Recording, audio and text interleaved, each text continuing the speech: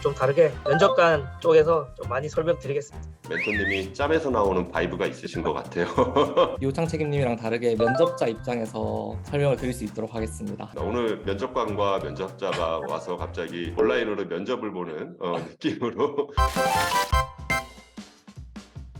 경북대학교 동문선배 멘토링 시즌 2.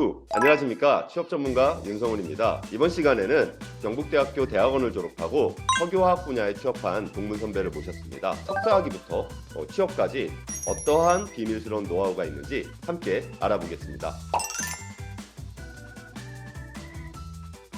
저는 애경케미칼에 재직 중인 이호창 책임연구원입니다. 전부 다 이렇게 취업 준비생 가까이 계신데 좀 다르게 면접관 쪽에서 좀 많이 설명드리겠습니다. 멘토님이 짬에서 나오는 바이브가 있으신 것 같아요.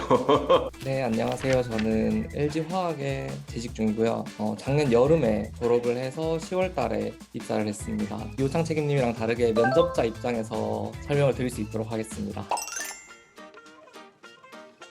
저 애경케미칼에서 저는 연구소에 지금 재직 중이고요. 여러분들이 흔히 생각하시는 신규 연구개발 아이템을 찾고 개발하고 그다음에 스케일업을 해가지고 시장에 출시하는 것까지 맞는 업무가 이제 제 업무고, 석유화학 쪽은 아시다시피 좀 많이 화학이 많이 발전이 됐잖아요. 각광받고 있는데 약간 조금 기술 개발이 덜 된 것들 저희가 디벨롭을 해가지고 이제 최종 단계까지 이제 가는 건데, 저도 아이템을 지금 한 10개 정도는 했거든요. 매년 정도 하나씩 바꾼 것 같아요. 하여튼 뭐 그런 업무를 많이 하고 있어요. 저희는 사업부랑 CTO라는 연구 개발 조직이 따로 있어요. 그중에 저는 CTO에 속해 있고 석유화학 제품 분석을 담당하고 있는데, 그중에서 메인을 이제 셉으로 하고 있어요. 제 전공이 이제 크로마토그래피랑 질량 분석기를 써서 케미칼을 분석하는 전공이었거든요. 근데 그거를 완전히 이어서 LG화학에 와서도 저희가 어떤 개발하고 있는 고분자 플라스틱이나 아니면은 OLED, 뭐 반도체 소재, 전지 개발팀이 개발을 하면 개발팀의 니즈에 맞춰서 분석을 수행하는 그런 업무를 하고 있습니다. 그리고 뭐 경쟁사의 제품도 분석하고 있고 전체적인 분석을 하고 있어요. 네. 신규 아이템 쪽 많이 하기 때문에 저희는 일반화학적 지식 능력과 그다음에 유기합성 쪽 지식 능력이 있으면 상당히 유리한 쪽입니다. 그다음에 거기에 플러스 화공학적 개념까지 있으면 완벽하지 않을까 싶습니다. 사실 저희 쪽 뭐 자격증이 있긴 있어요. 저희 화학 분석 기사라고 있긴 있는데 뭐 저도 가지고 있고 플러스 가산점이긴 하죠. 근데 물어봐요. 제대로 알고 있는지. 그래서 대답을 잘하면 정말 플러스. 대답을 못하면 이게 자격증 따는데 왜 모르지? 약간 이런 정도. 필요한 역량은 LC나 GC, 고분자 분리한 이제 GPC 이런 게 있고요. 분리 분석이거든요. 그리고 분석은 이제 PDA라는 UV나 이런 가시광선으로 디텍트를 하는 그런 디텍터나 아니면 뭐 ELSD나 불전율보나 RI 아니면 뭐 질량 분석기 이런 분리 분석에 특화된 역량이 필요한데, 이 분리 분석이 완전 기본이니까 이런 역량이 있으면 좋을 것 같고, 되게 열심히 화학 공부를 열심히 했었어요. 저희는 그런 사람들을 뽑고, 사실 질문지에도 그런 질문을 물었었어요. 저희들 면접을 할 때 일반화학적인 질문을 많이 물었었어요. 유기화학적이랑 제가 대답을 엄청 좀 잘해서 그런 부분이 좀 많이 도움이 됐던 것 같고요. 어느 정도 이 사람이 기초 지식이 있는가, 기초 전공을 얼마나 많이 공부했는가. 그 다음에 이제 저 쪽에서 보는 거는 대외 활동을 조금 잘 했는가. 왜냐면 어차피 저희 회사도 조직 생활이니까 능력적인 측면에서는 전공적인 능력이 큰가, 사회적인 측면에서는 두루두루 이렇게 너무 혼자 공부하고 너무 혼자만 잘하지 않았나, 이렇게 두 가지 하면은 취업하기 좋을 것 같습니다. 일단 첫 번째는 회사에서 어떤 제품을 하고 있는지 정확하게 파악하는 게 중요한 것 같고요. 그거랑 나의 직무를 연결해서 내가 뭘 할 수 있는지 어필하는 게 제일 중요한 것 같아요. 내가 이러한 역량을 가지고 있는데 회사에서는 이러한 제품을 지금 하고 있다. 이 업계에서 더 선두를 지킬 수 있는 호부랄까요? 그런 걸 잘 어필하는 게, 그러면 회사에 대해서도 잘 알고 있고 나에 대해서도 잘 알고 있고 기술에 대해서 잘 알고 있다고 보여지는 것 같거든요. 취업하는 데도 결정적이었던 것 같아요.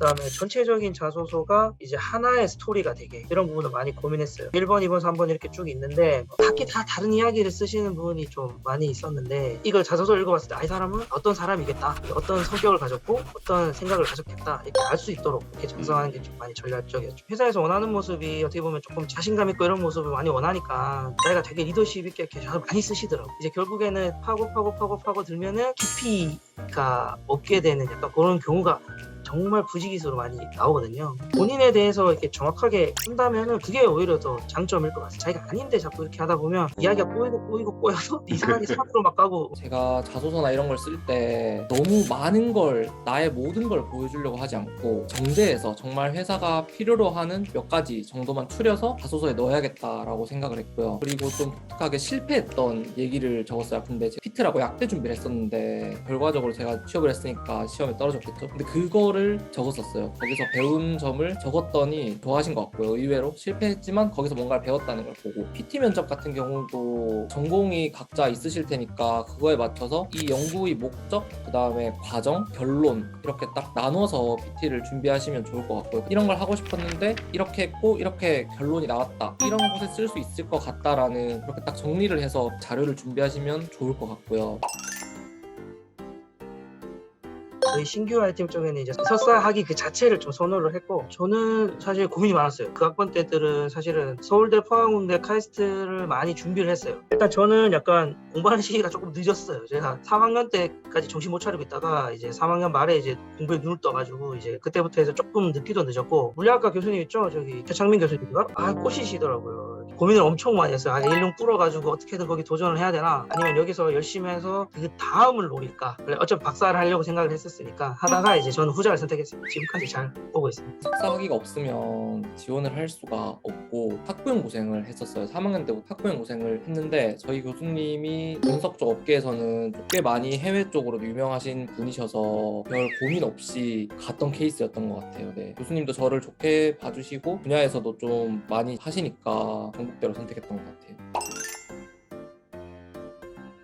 지금 당장 무언가를 할 수 있는 그런 역량을 봤을 때는 당연히 석사가 더 높다고 보고요. 왜냐하면 일단 기본적으로 할 줄 아는 게 많기 때문에, 일단 뭐 플라스크를 만지고 분석 기기를 만지고 논문을 읽고 이런 부분을 다 하기 때문에, 그래서 사실은 제일 기초 역량을 봤을 때 석사가 어떻게 보면 무조건 위이긴 합니다. 거기서 이제 조금 더 저희 쪽에서는 조금 좀 가려내야 될 부분은, 그러면 이 사람이 이제 얼마나 더 성장할 수 있을까라는 거를 좀 더 봐야 되는데, 그랬을 때는 사실은 학사, 석사 같은 입장. 그 학사분들도 중에서는 되게 진취적이신 분도 있고 배움의 욕구가 강하신 분도 있고 기초지식이 되게 높으신 분도 많이 있어요. 그래서 이제 그런 분이 있다면 사실은 구분이 없는 거고요. 그게 이제 석사를 한 이유이기도 한데, 저희 조직 같은 경우에는 학부를 졸업하면 아예 올 수 있는 조건이 안 되기 때문에 학부 졸업을 하게 되면 대부분 지방사업장으로 배치가 돼요. 연구소로 가려면은 기본적으로 석사가 필요하니까, 그리고 연구소는 서울에 있으니까 학부 졸업하면 PC를 하면 항상 획일화된 어떤 루틴한 업무를 계속해야 되는데, 장기간으로 생각했을 때 20-30년간 할 수 있을까라고 생각했을 때는 제 성향상 못할 거라고 생각이 들었고, 그리고 공부에 대한 욕심도 조금은 있어서 연구직으로 해서 서울로 가야겠다라고 생각을 했고, 연구직과 교수의 차이, 그런 차이들이 있는 것 같습니다. 주변에 한두 명씩 취업이 이제 되고 있을 수도 있어요. 그러면 조금 조급함이 밀려오거든요. 조급함들이 밀려올 수 있는데, 그런 것 때문에 그냥 어디라도 가야겠다라고 생각하고 아무 회사에나 이렇게 모든 회사에 지원하는 경우가 있거든요. 경제적으로 여유가 없는 게 아니라면은 졸업 전에는 내가 원하는 회사를 선택적으로 지원을 해서 면접 경험을 쌓아서 최종 합격을 하면 가장 베스트라고 생각을 하거든요. 아마도 걱정이 많으실 것 같습니다. 근데 지나서 보면 사실은 취업은 그렇게 어렵지 않습니다. 여러분을 원하는 곳은 워낙 많고요. 원하는 곳을 찾지 못했을 뿐, 취업이 잘 안 된다고 해가지고 자책하거나 디프레스 될 필요는 없으실 것 같고요. 자신의 생각만 굳건하다면 언젠가는 자기가 원하는 대로 갈 수 있고, 잘 극복하시고 좀 더 많이 준비를 하고 마음의 여유를 가지고 좋은 결과 있으시길 바랍니다.